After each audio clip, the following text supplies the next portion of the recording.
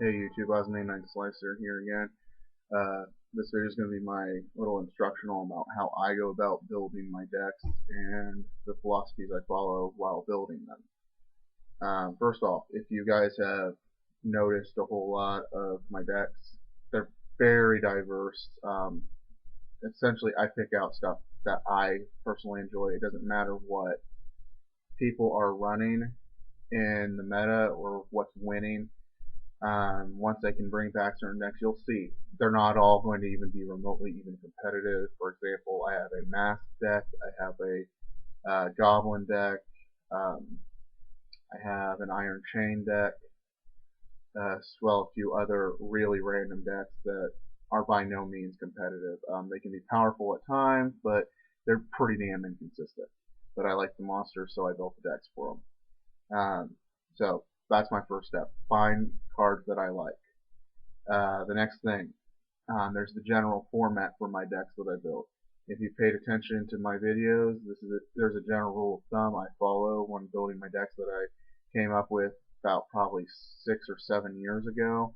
And it's basically a rule of 7 that I follow within my decks. Essentially, I run a 42 card deck. I run 21 monsters out of that 42, so half the deck. Then I run 14 cards as magic or spell as it's currently called. So that's a third of the deck, and then 7 are traps.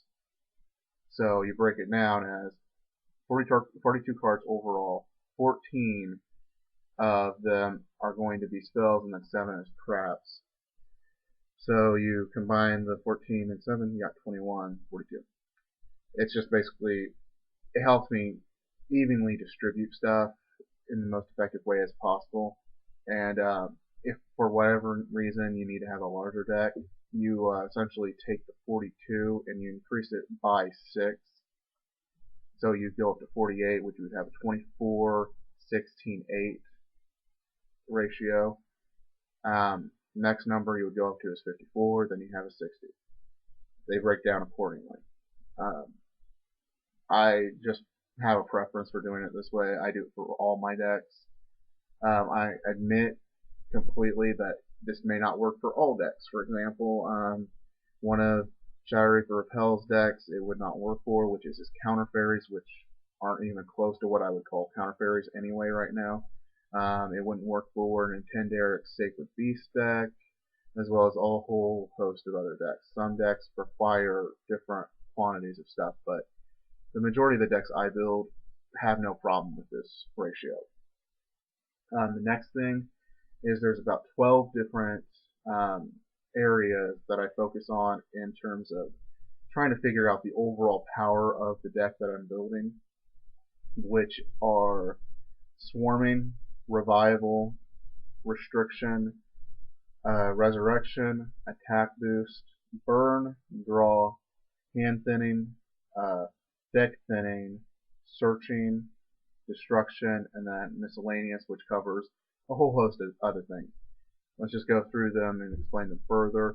Swarming, we all pretty much understand swarming. It's essentially anything that helps you get more monsters out beyond that one normal summon, which can be multiple monsters off of one card or just one extra. So it can be anything like Monster Reborn, Call of the Haunted, or with like X Sabers, you got Gotom's Emergency Call, stuff like that. Revival is stuff like Fall Troll, Monster Reborn, Call of the Haunted, anything that brings stuff back from the graveyard to your side of the field, or even your opponent's side of the field. Restriction's a little bit of a blurry section. It's pretty much anything that screws your opponent over in some manner, whether it prevents them from attacking, prevents them from summoning anything, prevents them from getting access to a card. Essentially, like swords isn't a good example. Transmigration Prophecy could be one. Let's see here. Monster Reborn in some ways can be very restrictive in the fact that you could steal one of your opponent's monsters. Killing your opponent's hand with cards like Double X Saber Gotoms. All these different cards that kind of screw over your opponent's strategy pretty much get a restriction category thrown onto them as far as I'm concerned. Then we have the Resurrection, which is anything that'll add anything from your graveyard back to your hand or your deck. So stuff like Monster Reincarnation or Pot of Avarice or Transmigration Prophecy, like I mentioned earlier. Next thing, attack boost is pretty self-explanatory. Currently, one of the most popular cards for attack boost is Solidarity. The burn, pretty damn simple, but one of the most popular cards for that right now, Magic Cylinder. Draw, it's just any draw power you can have within your deck. Hand thinning can sometimes be good things or bad things at times. Uh, Hand thinning was actually very important in how I constructed my Infinity deck to where I optimized the ability to get down to 0 cards, whereas other decks I try to minimize it as much as possible, essentially only having maybe 3 or 4 cards that require a discard. Um, Essentially, the hand thinning mostly requires you to. I don't look at you using a card as really hurting your hand at all. But if it requires you to get rid of another card on top of that, that could potentially hurt. And the reason why the hand thinning needs to be kind of small sometimes is if you have no hand already and you top deck a card that requires a discard like Lightning Vortex, you can't really use Lightning Vortex at that time, most likely. So you got to be careful about that. Next thing is the deck thinning, just anything that'll thin your deck overall. Um, for example, like let's say Foolish, any monster searchers, stuff like that. Searching, which kind of goes hand in hand with the deck thinning, but there is some deck thinning that isn't actual searching. For example, like the Lightsworn Milling. But searching is going specifically for something that you particularly want. For example, terraforming, which I use in a lot of decks, um, lets you go specifically for a field spell, stuff like that. Next thing is destruction, pretty damn basic. Either front row or back row destruction, anything that actually destroys something. And then miscellaneous, which covers all sorts of different effects, ranging from piercing to even including returning crap back to your opponent's hand, to changing levels of stuff. Pretty much anything that's not covered in the other areas that well can be a part of that. Now that we're done with that portion of that overall theme of how I build my decks, um, you essentially you essentially have to look at what you get when you build a deck and look at the monsters. What's the common theme you keep seeing within those monsters? Is it a diverse thing, or is there kind of a commonality in there? If there's a commonality, you might want to try to focus more on that one specific thing that they're trying to do. Like if a deck has, like a lot of the monsters in the deck do a lot of restriction kind of stuff, you might want to focus on that, and it might bring out some extra potential within the deck. I've found this time and time again to actually work pretty damn well. Then as for the extra deck, I tend to try to stick to stuff that is related to the cards that I'm using. If I'm not using synchros or fusions, I don't care. It's not a big deal to me. But like if I'm going to do an Ice Barrier deck, I only really want to run the Ice Barriers in there. I might run the Gishelnaden, or however you say his name, but that's because I kind of view him as being related. Um, as in, like in Dragon decks, Dragon Synchros makes sense. It's just throwing, let's say, a Stardust into a Six Samurai deck. It doesn't really fit the theme as far as I'm concerned, so I don't worry about it at all. I've been called a Nazi for this by a certain person, but I just view it as my personal way of building my decks, and I don't build my decks competitively.